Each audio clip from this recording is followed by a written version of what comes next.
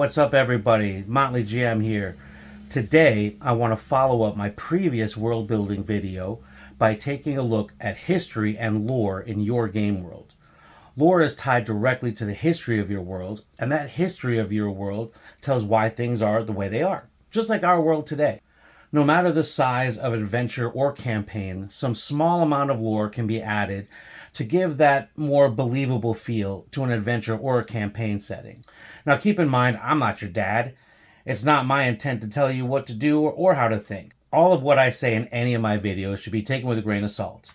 My goal really here is hopefully to aid, guide, and dare I say even inspire some newer GMs, and maybe even give something for seasoned GMs to think about a little bit.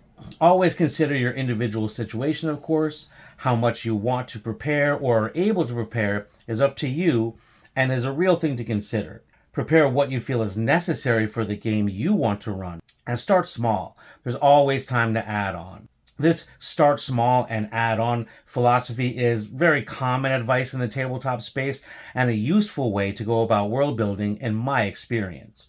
If you enjoy writing though, this is a place you may spend a little more time in. If writing history and lore isn't really where your creative juices flow, don't worry. Most tabletop RPGs have some lore in it, whether it's explicitly stated or not. There are even settings books and adventures out there that give detailed histories that you can take and add into your own world to give it some flavor and believability. I hope to do a video on settings books that I like down the road here a little bit, so let me know if that's something you would also like to see. For now, I ask that you kindly indulge me as I take a moment to give you my thoughts on real-world history and your game. In my realistic versus believable video, I stated that there are many who use historical realism as an excuse to include unpleasant things such as forced intimacy, the accepted ownership or hatred of different peoples. I think you get the idea here, and I won't go further than that. But where those parts of our history are unfortunately true, I stand by what I said, but allow me to be clear.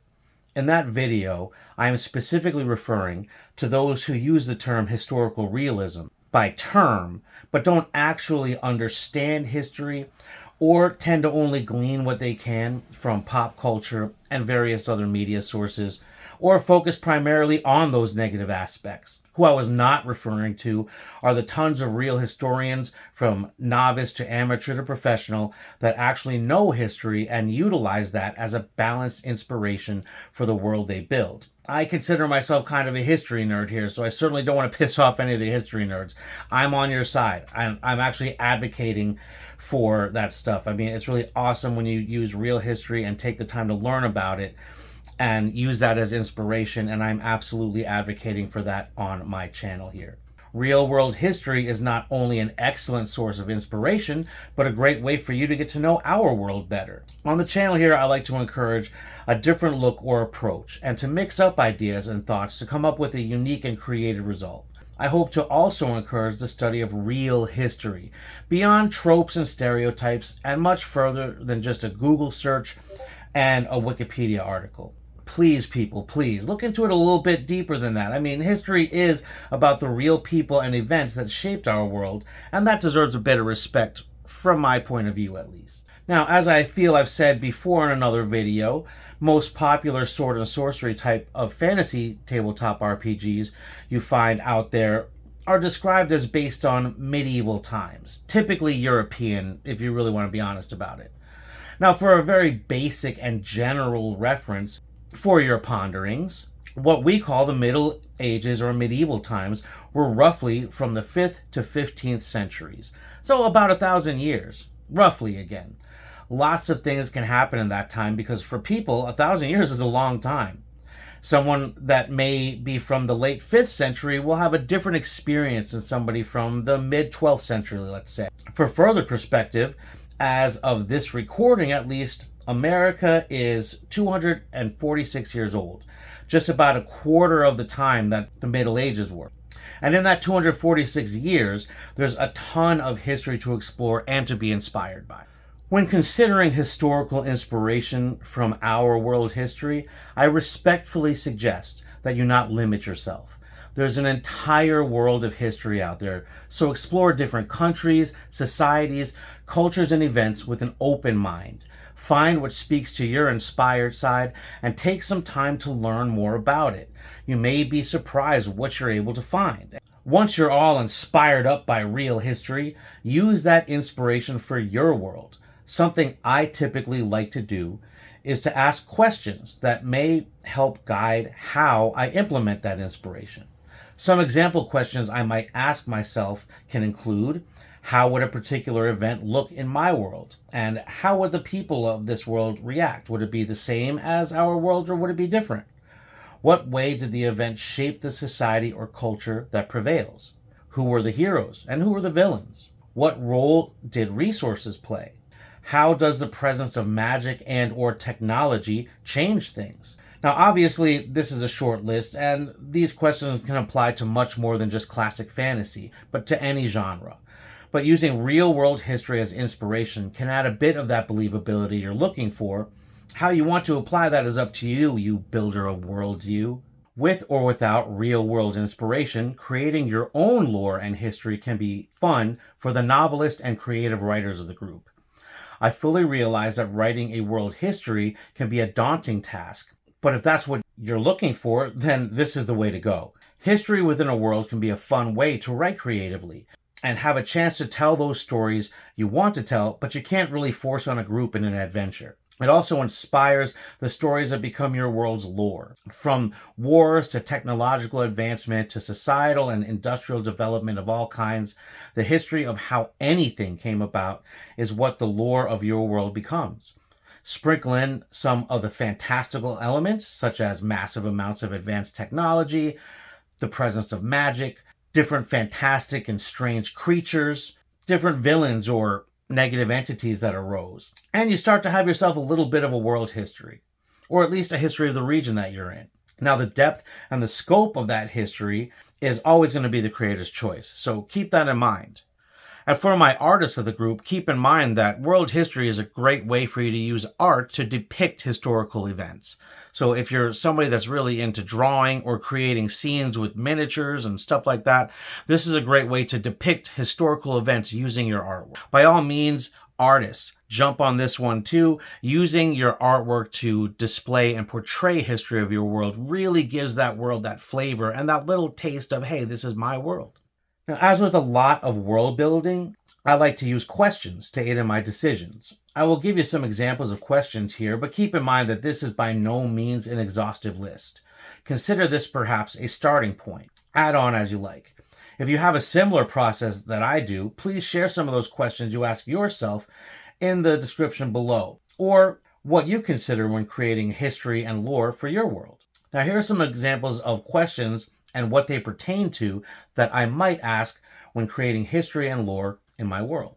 I like to start off with considering creation and how long ago the world was created. I mean, this is the beginning of time in your world, so it's really good to have that as a reference. When did time begin? So you can understand how history unfolded from there. As the creator of the world, that is kind of how you see it from the beginning and what happens throughout. So consider how long the world has been around. When was it created? Related to that, consider when did people come around? How long have people been there? And by people, I mean any species or ancestry you use in your games.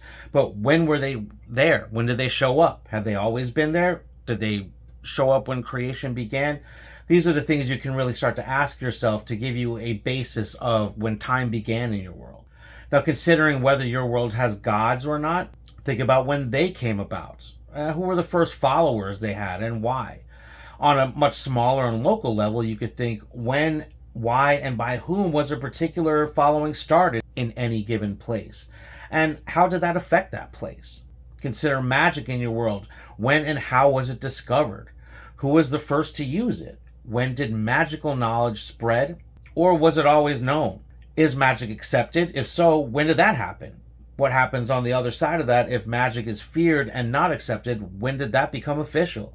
Keep in mind that magic exists in other genres, not just sword and sorcery style fantasy, so this still applies to multiple genres. But since we're considering magic, let's also consider tech. When did technologies come around and why? Who created and who manufactured those technologies? Who was it available to first? When you consider regions and resources in your world, you can ask questions like what impact did local creatures, wildlife, the environment have in any given region? Where are the resources found? Does anyone control those resources, and when did that happen, and who are they? What settlements arose around natural resources? And how did all of that affect the local trade, the society, or the culture around it? When you look at the politics and governments of your world, how and when has the leadership of any main group or society come to be? How did they affect the culture and society they led and the ones they interacted with? What groups have arisen due to the choices of leadership? On kind of that same token, you can consider wars and conflicts or collaborations and alliances in similar ways. You can ask questions like, where and why did the conflict or alliance begin? Who are the main players in that? What were the after effects on small and large scales, depending on what you're talking about, of course? What are the current relations between those groups? Boiling it down also to cultures, societies, or civilizations, you can ask yourself some questions like, how old is a given social structure and how did it start? How have events in history caused society to develop? What trade arose due to the available resources? And what are the common professions of that area or those places? Once more, these are just some questions that I have asked myself when world building and adding in some lore. These questions don't necessarily cover everything, yet they aren't a bad starting point and should lead to other questions you can ask yourself. The questions you might ask will differ depending on the game and tone of your game. I also strongly recommend that you keep the start small and add on philosophy for two main reasons. First is for your own sanity. An entire world is pretty big, so keeping it small and adding on as you go keeps the task manageable and fun, and my channel's kind of about having the fun. Secondly, the player characters will and should influence the world and help create the world lore as they go. And speaking of players, I advocate for having players help in world building, and history and lore is no exception to that. I personally feel a GM should always allow the player's actions in the world to affect it. Well, that just makes sense, at least in a longer form campaign or in a world where you want consistency. I'm adding in a little something here, however, a little something extra. Going once more with the question angle, I like to ask my players some questions to answer that can add some local history. Some examples of this are, what are some of the local tales told in the place that their character comes from? Is there a certain person that comes from there? What is an important event that happened there? What is a desired status symbol and why? What is your favorite local holiday and what do they do to celebrate it? What is your character's favorite local dish from home? How do you feel about the leadership of your hometown and why? Assuming that their hometown exists, I'm hoping that your player characters don't all have the all my family and village is gone trope, but that's going to happen sometime, so that might not apply to everybody. But just as I said before, this is by no means an exclusive list of questions. Just some examples to give you a starting point or hopefully to inspire some other questions. I found that having the players come up with a little something to add into the local history of their character's hometown, or at least a place they spent some time in, helps the player feel more connected to the world, and should also supply the GM with something to work with and to add on to for even more opportunities for lore and fun later on. As you can see, history can add so much to your world building and can be done with as little or as much detail as you feel comfortable with. The lore and history of your world is how world building happens, which is why this is my first follow-up to the realistic versus believable video. As with all of my advice, take what inspires or guides you and use that, and just throw away the rest. Now, before I close everything out here, I want to take a moment to give a big shout out to subscriber Phoenix Knight 8837 for your thoughtful comments on multiple videos. I've really enjoyed reading them, and I look forward to your thoughts in the future. Also, to my subscribers as a whole, I actually have over 350 subscribers right now, and I'm absolutely blown away. That's more than I ever expected to actually get, to be perfectly honest with you. So I just want to thank you so much for your time. It really does mean a lot to me. Now, in this video, I ask you to consider the history of your world and how different norms came to be there. I encourage you to tell The stories that might be told of wars and the heroes who rose up, of course, but also the successes, failures, fortune, and misfortunes from decisions made by the people of the past, or by events that happened to them in any given place and how this shaped the present. Even if you only add a little history here and there, you will find it useful to flavor your world and will give a nice boost to that GM confidence of yours. Don't forget to pace yourself, start small and add on, let your players help, and don't ever forget to play for fun first. Thanks for watching, everybody.